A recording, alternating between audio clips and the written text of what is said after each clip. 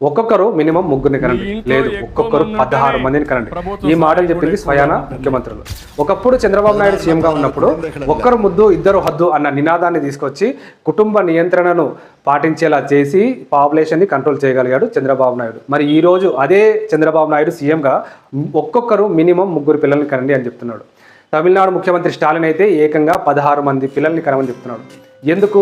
Reason ఏంటి? Next 20 yearsలో young people అనే వాళ్ళు చాలా తక్కువగా ఉంటారు. ఎక్కడైతే యంగ్ జనరేషన్ ఎక్కువగా ఉంటుందో అక్కడే డెవలప్మెంట్ అనేది ఎక్కువగా జరుగుతుంది. ఇంకో రీజన్ రాజకీయ పరంగా ఎక్కడైతే జనాభా ఎక్కువగా ఉంటుందో అక్కడ అసెంబ్లీ స్థానాలు ఎక్కువగా ఉంటాయి, పార్లమెంటరీ స్థానాలు ఎక్కువగా ఉంటాయి. జనాభా ఎక్కువగా ఉంటేనే పార్లమెంట్లో కూడా మనకు డిమాండ్ ఉంటుంది అనేది ఉద్దేశం. అప్పుడు ఒక్కరే ముద్దు ఇద్దరు హద్దు అన్నప్పుడే ఇండియా జనాభా 140 కోట్లు దాటింది.